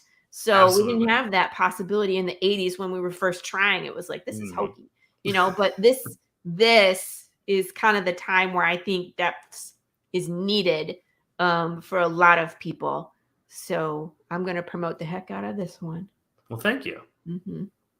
Yeah, thanks so much. Again, it means a lot to me, and this project has always been a ride or die. So I absolutely hope I am crossing everything that I can cross to get this over the finish line.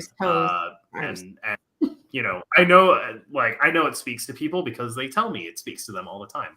I've never had an interaction where I've talked about this book and I don't see people's, you know, eyes light up, and you know, I think that's reflected. This is our first ever project we love. After 6 projects that I would consider pretty great. Right. No, you know, why do they? I don't understand how they pick things. I don't either. But it was just one of those things. Was like, okay, cool. You know, it's not random, but it's we don't have any control over it. If it happens, it happens. If not. But then, you know, it did happen, and I on a podcast I learned that it happened, and I did kind of have to take a moment because it was really overwhelming. To just having that kind of validation is honestly phenomenal. We got ours on our very first one, and I haven't been able to do it again. I don't understand. And I'm like, it's the same. It's not the same. Okay, I don't know. Whatever. It's so weird. I don't get it. Like, you don't love us anymore? What's up? Yeah, is what it is. But no, but I mean, I think that the more people that see it, the more people are going to resonate with it and support it, and we just have to keep fighting to get it out there. So, and that's what it is. I mean, honestly, it's about exposure and time, and you know what I mean, the opportunity for people to find you. Because when there is such a great idea like Depths, the story itself is so intriguing that people just have to be made aware that it exists for them to be like, yeah, this sounds great, you know, and there's a $10 level, or I really want that collector's, you know, everything. Oh, look, I can add on stickers for my kids, you know, so there's a lot of opportunities for them to come, but they just have to know you exist is for like 80% of the battle. Absolutely. The other 20% is, what's this? Oh, man. Lord. So have you found, and this is just a general question, have you found that your fans from Mechaton and your fans from Frankenstein have come onto this project with you? Did they all kind of come over? I mean, it's definitely not a one-to-one. Right. And certainly we aren't at the end of the campaign, so it's hard to see exactly how many are going to make the jump. But there's a fair amount of them that will, and you know, we have art from Fernando and from Heather, both of which who are artists on both of those projects. So there's a fair amount of crossover, I think, and stuff to sink their teeth into. But obviously, you know, those are the people who back Mechaton are there to back Mechaton. People who back Frankenstein are there to back Frankenstein. So it's not everyone comes over to it, but it's a fair amount of people that are seeing the idea and going, oh, that's really cool. Yeah, I'll give that a shot too. And that speaks wonders to yourself and to Dalton that, you know, the people that are reading those other genres are like, I really like this. I know this is different, but I know these guys can write. You know what I mean? And the fact that you're so passionate about it, you know, will also help because they'll be like, yeah, Frankenstein is, you know, it's great. Or like Mechaton is a lot of fun. What's this depths? And you guys are like, this is our passion project. This is what brought us together. And they're just like, okay, say less, I'm here. You know? Totally. Because that's, I think, one of the challenges for us as writers is like getting into a new genre or getting into a new story. And the people are like, I don't know what this is, Laurie. What do you mean you're writing magic now? Like, I like your horror stuff. Do that. And it's like, I'm not a one-trick pony, right? You guys aren't. Yeah, I think it is a because a lot of people will read different genres, but a lot of people, but yeah, if you introduce it to them, like this one art, you know, if you said, you know, George R.R. Martin, you know, you read a lot of fantasy. George R.R. Martin wrote a you know, straight up horror book with, you know, zombies. You'd be like, what? Yeah. Even if you really like zombies, you'd just be kind of confused about it, which I get. But from a writer's perspective, like I've always sort of hated genre. And it's taken me a long time to realize that genre really is for the reader more than it is the writer. People ask me all the time, what do I write? And I'm like, whatever is interesting to me at the time. Like you know, at this point I have written horror, both in like the truest sense and in the like schlocky action 80s sense. I've written all ages, like sci-fi, rule of cool stuff. I've written you know, magical realist literary stuff. I have a like romance adventure along the lines of like The Princess Bride in the works. Like I have a lot of stuff and none of it fits neatly into like, I do this specific thing. Right. And maybe that's me shooting myself in the foot as far as like, you know, marketability or brand awareness or whatever other term makes me. I don't know if that helps or hinders, to be honest with you, just because I haven't been able to do it myself yet. My belief is that if I'm writing a good story, then the audience will eventually make their way to it. And maybe that is a naive belief, but I am sticking to it until I'm proven definitively otherwise. Remember when I said I was having technical difficulties? It's not letting me post any of the links you provided. Oh no. Awesome. So here's what I'm going to do. www.kickstarter.com / No, that one is there. I posted that one before we started. So thank God. So if people are in the chat, scroll up to the top and then the link is there for you to click on. But I wanted to post where you guys can find Wells. So it's like his Twitter, his website. What's the other one? What's a Ko-Fi? So Coffee or Ko-Fi is like, it's a creator platform where you can, it's one part marketplace, one part sort of like Patreon, where you can, you know, find an artist you like, and like the idea is you buy them a coffee, you know, you spend $5 and just like, hey, here you go. But also it's where I put up all my comics after they're done. After they're printed and ready to ship. I will put them up there, and you can buy them for more or less retail price. Cool. So yeah, no, those are all. That's the most direct way you can find my comic. Though, if you are having a hard time navigating that, just go to wellsthompson.com, myname.com, and there are links to those books there as well as the Kickstarter. And my newsletter, Comics, Cats, and Cocktails, where we talk about all of those things. Very cool. Absolutely. And then lastly, not letting me do anything. Stupid computer. I don't know what happened. Technology. Yeah, everybody, please follow Wells. Absolutely. Follow him on Twitter to see what he's doing. Check out the website, see what's going on. Websites are so important because when they're not campaigning, I'm sure there's this way to contact Wells and get any of his books from the website. Absolutely. Yeah, my contact information is on there, and again, there are links to all the books that are available. up on that site. Does it look the prettiest? No. I am a writer. I am not a graphic designer. Websites are hard. Yeah, but it's functional. It's very caveman, but it is very functional. That's all that matters. Can it do its job? Yeah. It can And then while it's still around, while it is definitely in its death throes, but while it's still around, you can find me on Twitter at Wells Thomp, THOMP. It's right there. And you can find me on TikTok, Wells Thompson. I post occasionally. Yes, I do have. I do post some videos, and not all of them are self-promotion. I'm gonna find you. Mine are ridiculous as well. Like there's some art stuff, and then I get bored with doing the art stuff, and I smash watermelons, so I think it's hilarious. Absolutely, yeah. There's a lot of stuff of my cats on there. There's a lot of there's some comic reviews that I throw up. There's me just having a random joke every now and then. Don also says check out indiecd.org.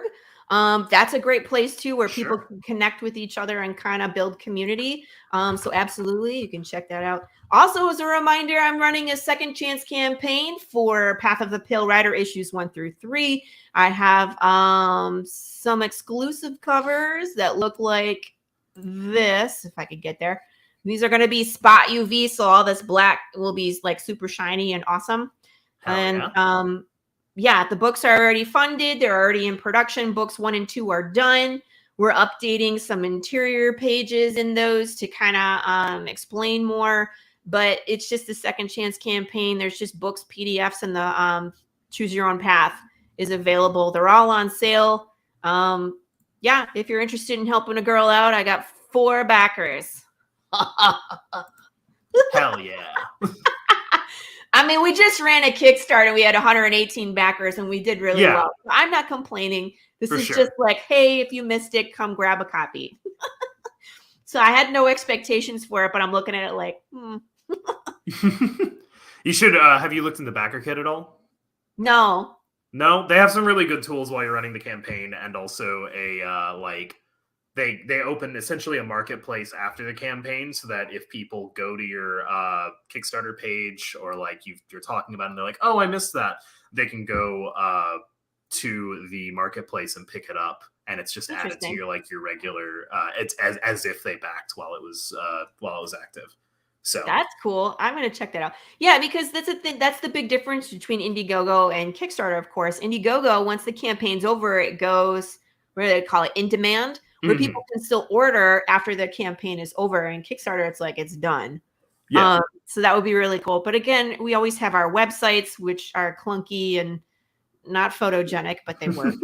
I have a shop there too. I keep trying to update it. It keeps kicking me out because, technology sucks. Right. I mean, look at today. I was afraid it was going to boot me out of our interview, and you're going to be sitting there by yourself like, hey, guys. I was like, don't touch anything, Laurie. So I'm glad I'm still here. So guys, again, thank you so much. I will see you next week. I will keep you posted on when the Slice and Dice is going to be, where we can massacre some watermelon and let some stress out, because that's fun. And I'll be Pikachu when I do it. So good times. And say goodbye to Wells. Goodbye, Wells. Thank you for being on. And I will see you all next week. Mwah. Kiss your baby.